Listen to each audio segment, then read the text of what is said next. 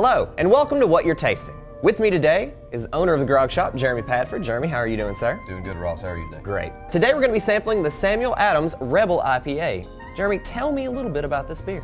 Well, this is a new year-round offering from Sam Adams. It's a West Coast style IPA, so it's an India Pale Ale. They've got 5 different types of hops they're using in this beer. They're using American Cascade, Simcoe, Centennial, and Amarillo hops, and some Chinook as well.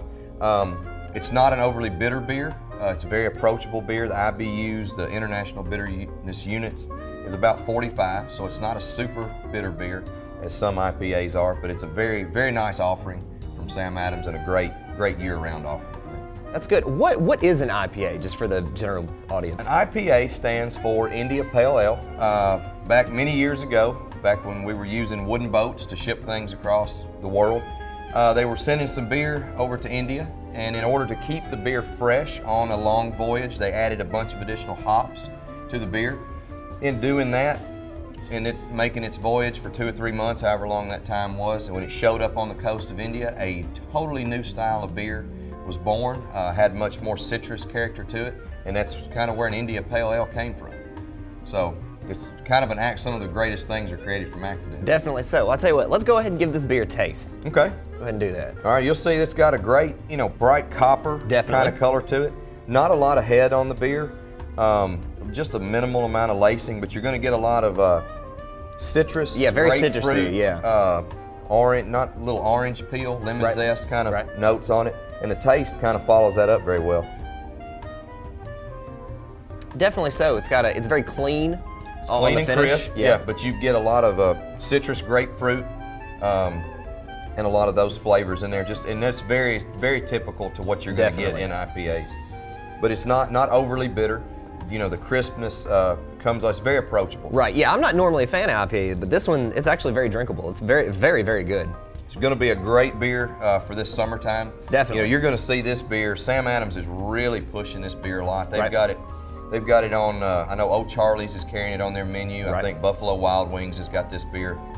So, and this is great. You don't see, stereotypically a lot of your bigger brewers, they don't put out a big mainstream beer with this high of an alcohol content. We see Bud Light, of course, Platinum and things running at 6%, but 6.5. That's up there for a major brewer, Exactly. So this is a high gravity beer, like we're saying, it has a higher alcohol content. What exactly is a high gravity beer? Well, due to the way the laws are in Tennessee currently, now starting this year, the governor just signed the wine in the grocery store bill yesterday. So starting July 1 this year, this won't pertain as much, but these types of beers will still only be available in liquor stores, the way I understand it. A high gravity beer, simply put, for those of us in Tennessee, is a beer greater than 6.3% alcohol. Right. This one comes in at 6.5, and it's all based on the alcohol content.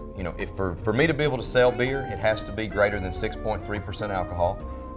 The regular beers, I guess we would call them, are low gravity beers. Right. And a lot of brewers, Sam Adams included in that.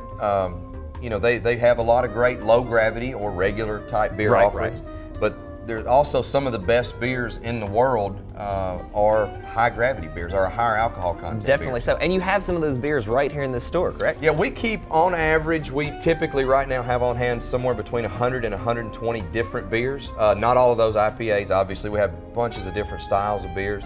IPAs, we've got porters, we've got Abbey Ales, which I know is one of your favorites. Definitely so. We have some Trappist beers. There are 7 monasteries left in the world where monks still make beer, and we carry a few of those. They are very good, by the way. They're fantastic. They're actually one of my favorite beers. Definitely is so. Chimay. Yeah. So that's a monk. I call them monk beers. Yep. So, but we have keep on hand all the time somewhere between 100 and 120 different beers, and we're looking at, again, with the wine in the grocery store bill, we're actually building a separate room here for nothing but beer, and we're expecting to have somewhere 250 to 300 different beers on hand at all times. So really looking to even grow our beer selection that much larger. That's awesome. All right, so tell people how they can come by here and get this beer. Where are you located? We're at 1129 Trotwood Avenue. That's on Trotwood Avenue, right across from Columbia Academy. All of our beers we sell as individuals. There's no upcharge for buying singles. You can come in and buy one of these beers and try them out. You can buy a 6-pack. We keep, you can mix and match 6-packs. Our beers, we sell them all just individually, and there's no upcharge for it. It allows everybody to come in, try different styles of beer. We're going to have a big event coming up here at the store, one on April 4th, and that's going to be more of a local wine-focused event where we're bringing Keg Springs and Amber Falls and Natchez Hills and Grinder Switch Winery out of Centerville all into the store. 10 South Distillery is also coming. So we're going to taste 3 wines from each winery and 3 different moonshines from 10 South Distillery. We'll have the apple pie, the blackberry, and the peach. All of which are very good, by the way. They're fantastic. Right, and if you've not had them, please try to come in and take advantage of that. We're bringing just all the local wineries kind of into town for everybody for Mule Day weekend. And then we're looking at an event coming up in May where we're trying to get some representatives from some different breweries to come in.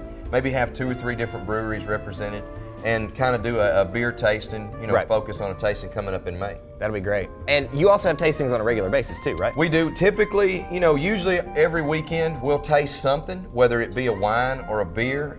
The best way to kind of keep up with what we have going on is our Facebook account. So anybody can go to Facebook and like Grog Shop Wine and Spirits. Right. And that's kind of, my wife runs that part of our business. So she does a very good job. And they're very interactive on social media too. Yes, so yeah, very interactive. That's I think we've got a Twitter account, so you can follow us on Twitter. You can check out the website at grogshopwineandspirits.com. Sign up for exclusive email. That's it. You can sign up. We do basically a monthly email blast, and that's going to give people, it's usually just discounts. We don't send a lot of emails out. Try to limit it 1 or 2 a month. If we have an event coming up, we may shoot a blast. But typically it's just coupons and things that are going to save you money. So that's great. All right, thanks for watching this edition of What You're Tasting. We'll see you next time right here at the Grog Shop. Thanks, guys.